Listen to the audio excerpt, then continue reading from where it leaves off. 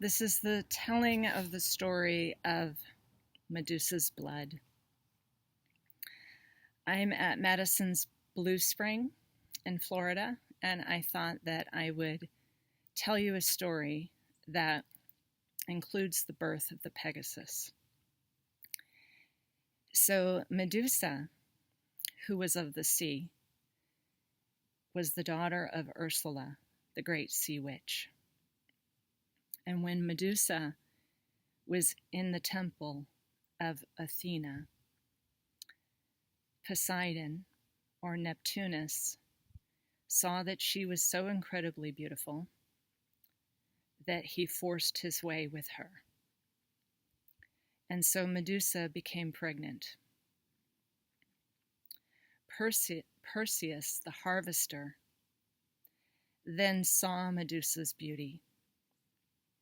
And even though she was a temple priestess and she was pregnant, Perseus cut off her head. And so this great mother Medusa, with her severed head, allowed the blood to drip into the salt waters. And from that, the great Pegasus was born. Pegasus was a winged horse because Poseidon could not decide what form he should have. Should it be a stallion or a bird? Pegasus is also seen with a serpent tail or a mermaid's tail because Medusa was a beautiful red-haired mer being. Now, in this story, the harvester Perseus, who decapitates Medusa, he then is seen as a great hero, but in fact, he was a harvester of the feminine. So when Pegasus is born from his mother's blood and the sacred saltwater sea, came up from the sea foam running, and he came to the muses in the museum, and he stomped 1 4-foot hoof into the ground. And from that, the great springs of the muses rose up. And the great spring of the muses, the water is always warm and clear, and it flows out into the rivers. So while Medusa was in a deep sleep, Perseus harvested that blood from the Great Mother. The beauty of Medusa was so intense that Poseidon could not resist her. And her offspring, the Pegasus, then was ridden by a hero of sorts who was going to cleanse the earth of all the chimera.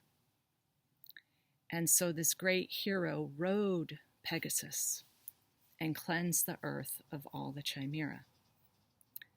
I think this is an incredibly important story to consider where we are right now, because the North Node and Neptune, this planetary god, this archon, are conjoined right now in the constellation of Pegasus.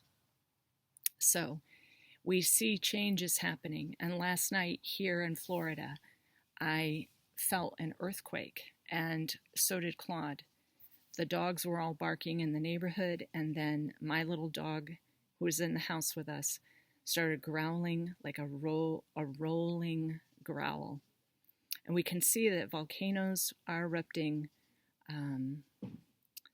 mud floods are rising, spots that were solid land are filling up with water, just like when Pegasus stomped his hoof, the water rose up. Now, if you have not seen the talk that I did, Navigating the High Seas of 2025, on the Cosmic Salon, I suggest that you go to that podcast on Patreon, because we already see these events. We see that where the oarfish washed up on La Jolla, California, November 17th, we saw events happening in California. And that deep, deep sea creature that lives 3,000 some leagues under the sea rose up twice on the shores of California as what's called the mythic harbinger of doom. The other thing I wanted to speak about in this video are the necessary changes that we may have to have as this continuing, what I would call matrix game uploads people. We're going to need to have the awareness that we actually came from the sea. And that's why I would still like you to read Our Dolphin Ancestors, which is this book right here by Frank Joseph. And what's interesting about this is that we have the same brains as these sea mammals. And we also have abilities to send picture images with our minds. And so much of what is happening right now with the internet and things like that is copying our natural ability, which is to send a video, just like I'm doing right now, but with our mind. And that's what dolphins do. They do it through the movement of water, like echolocation, and they can move the water to tell a story. So you know that water has memories, and the water that is rising right now deep from in the earth, and in fact the United States Geological Survey is here. 2 women I spoke to this morning, they're measuring how much water is coming up out of these springs, because things are changing. And if you saw the Forbes magazine from a couple of years ago, the Navy maps show that this system environment that we live in will mostly be water, and they have to tell us what is coming, and we have to pay attention. But if you listen to some of the music and the stories, even Black Sabbath's song, Children of the Sea, we are originally from the sea. And these stories of Medusa and Ursula, the sea witches, the Titans, who then had to fight the Olympians, I do think that that is what we see as the war in heavens right now. It's the Titans and the Olympians fighting. And we are kind of like the Nereids. We are these water nymphs that have changed form for a short period to be up on land.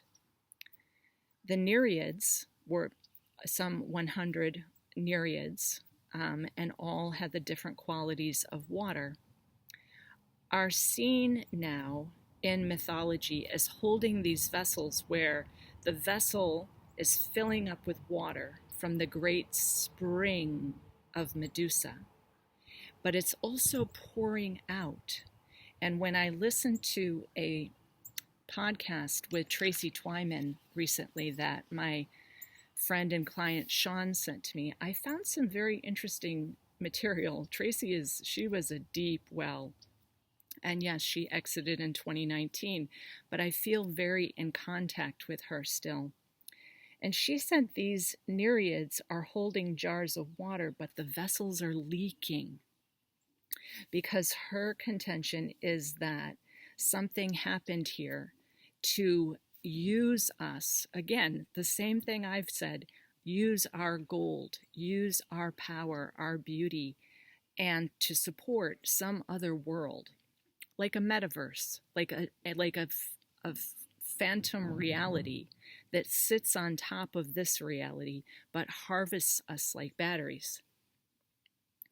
And then when I was listening to Sabrina Wallace this week, who definitely worked for DARPA and has that insight, she said that they have been harvesting our biofields for 30 years and now are actually connecting into the cellular waters inside of our bodies to take that to the antennas that have nothing to do with the internet to power a different reality for these elites. And those elites believe that they can transform themselves into gods. So as they are doing that, we have the challenge of transfiguring ourselves back into what we originally were and stop this leaking vessel. What were they called? The jars of water that the Nereids are holding. And that all that leaking of our energy does not support another false matrix, which is exactly what is going on right now.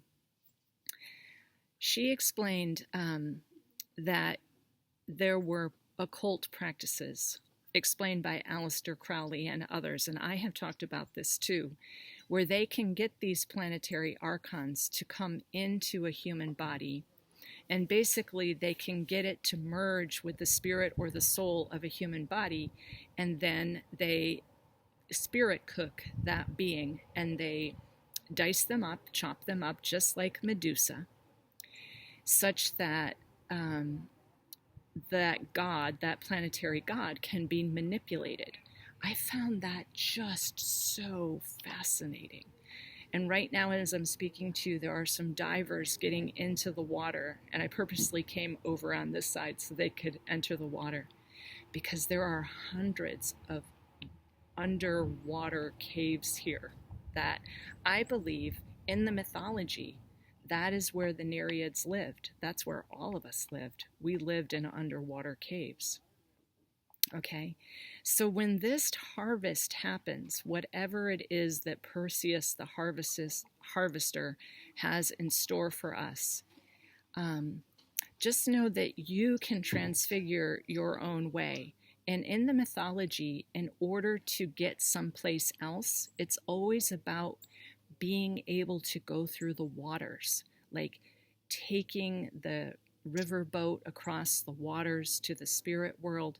So all the people who are talking about like a hole in the grid or going upward, I think that's completely backwards. I just want you to know, because the void, to me, the void is water. It is the great mother ocean of consciousness. So rather than going up and out, falling back and in, which I've always spoken about. And this is a place where it's a transitional space. Then you just go through a membrane and then you're in another world. Okay? And I think that is the world that we actually came from. The other thing I'm going to be getting into soon is the topic of Peter Pan and how this flute player called all these mer creatures up out of the water and put them into never land. Never land. Where they could never grow up. They were always children. They never remembered who they really were. They had to remain as children. And this Peter Pan figure fights with Captain Hook and cuts off his hand. So again, a sacrifice. Really interesting that is the mythology that Tracy Twyman is always looking into, also talking about these blood sacrifices and how things get manipulated here in the Matrix. Well, the Peter Pan story, I think, is very much like the Wizard of Oz. Like, we need to read these old stories, these fictions, because what we are told of our history, I think, is really in the mythology. And Tracy Twyman also addresses that we probably have been completely lied to about who we really are and where we've come from. And she cites a Russian man who indicates that there is nothing but about 2,000 years of what you would call history, and none of it has to do with what we have been told. It's closer to the mythology of the beauty of Medusa.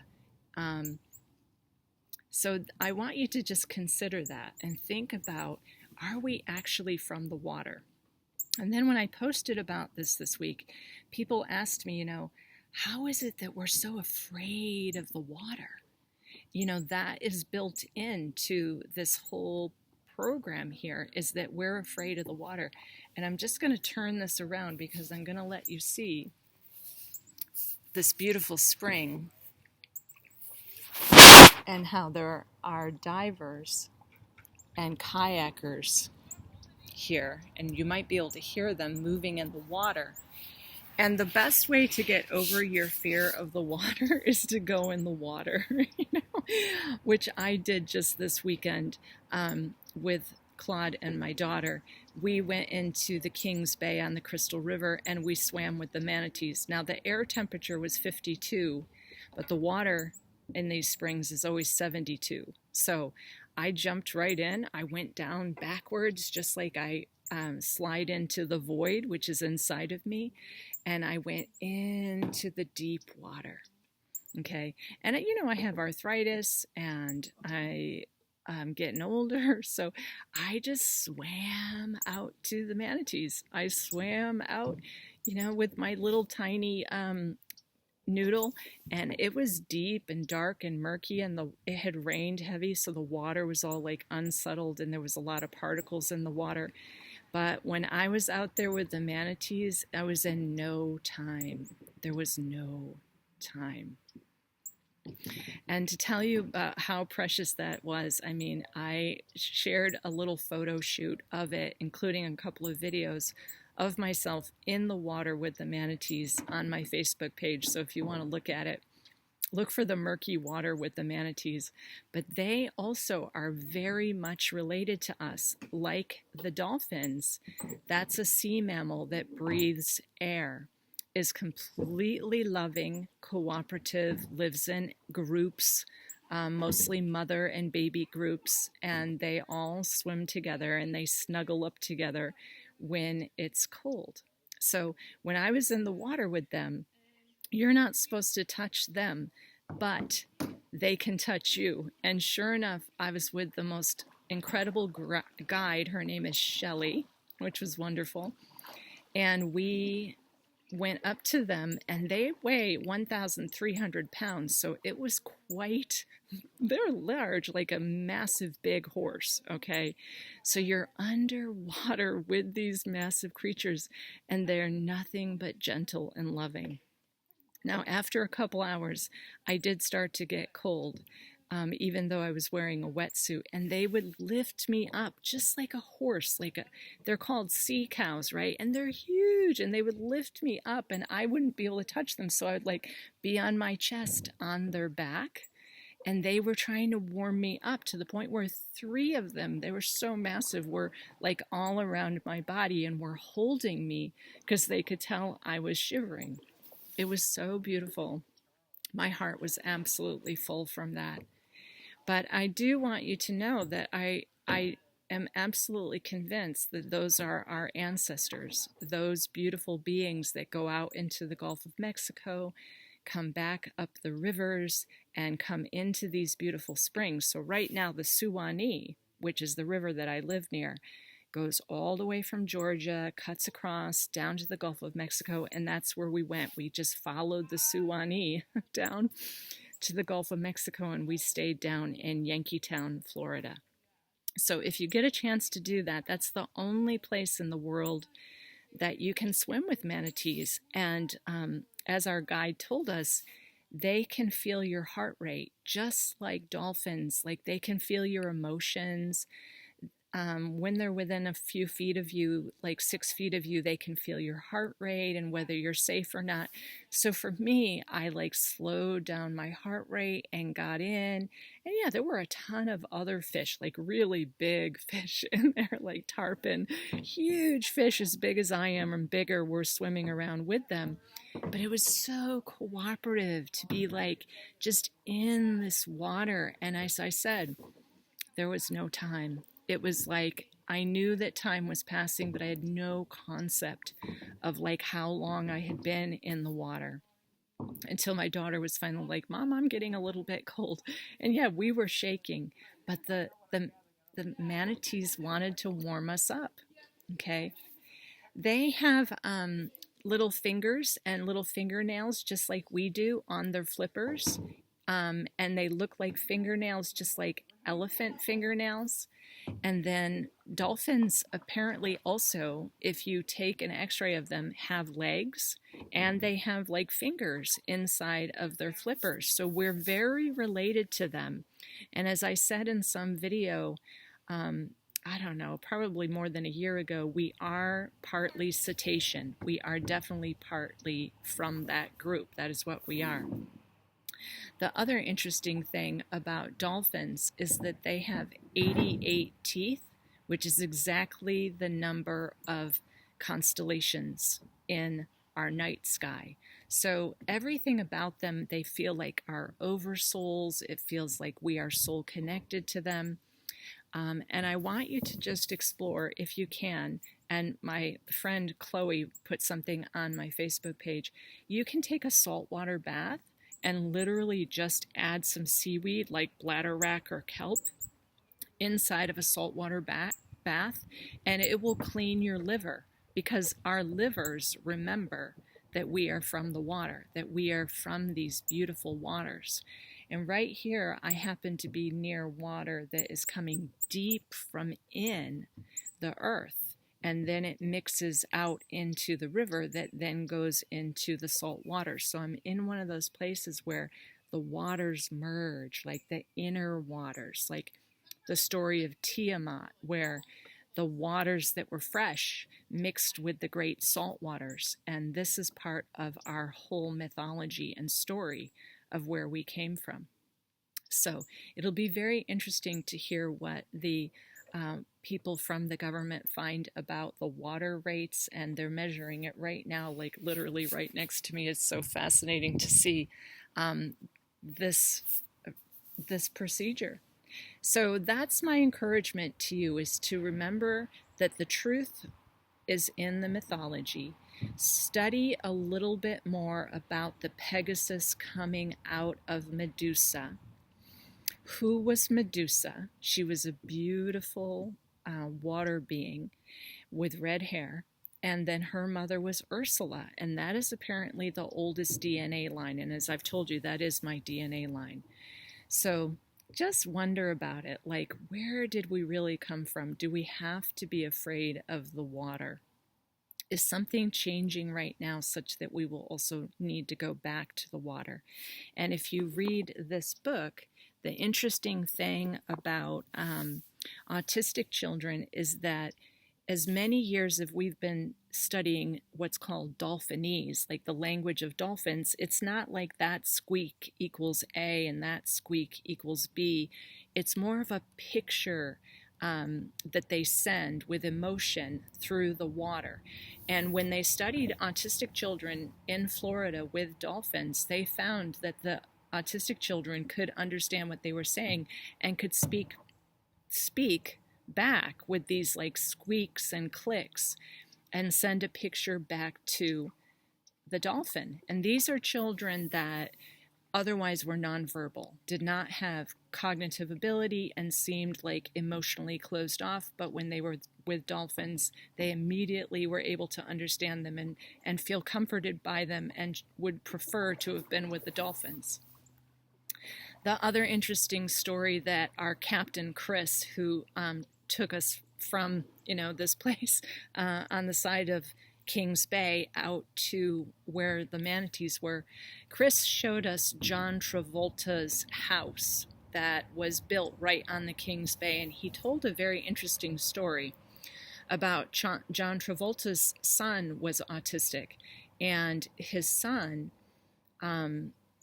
was always shut down, almost like in a nonverbal state, unless he was with manatees. And when he was with manatees, he was as happy as can be and could communicate with them. So John Travolta built him a house right on Kings Bay, which we went by.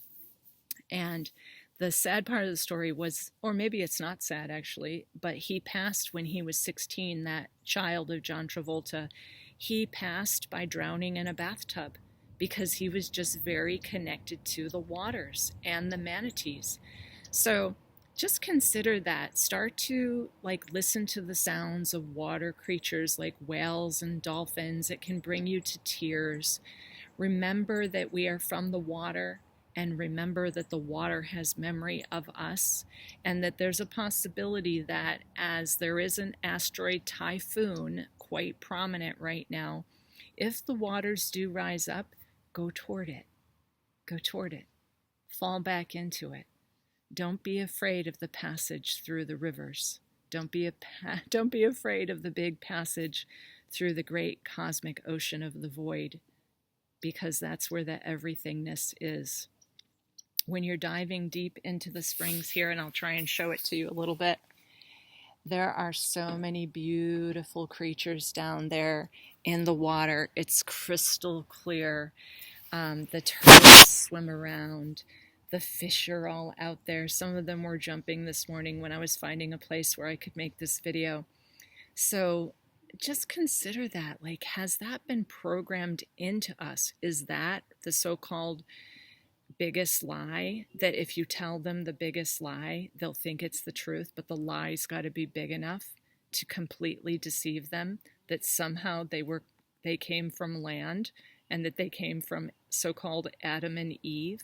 Or did we really come from Ursula and Medusa, and there was some kind of a rape that happened here that changed us, that transformed us, and that we are actually children of the sea?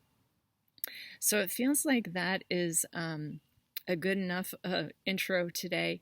I am planning another little trip to swim with the dolphins and just get back into the water as often as possible. And I would say, just like Pema Chodron said in one of her books, go to the places that scare you.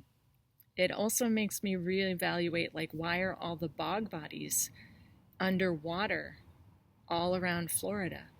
Maybe they know that they came from the sea and they were trying to return to the sea.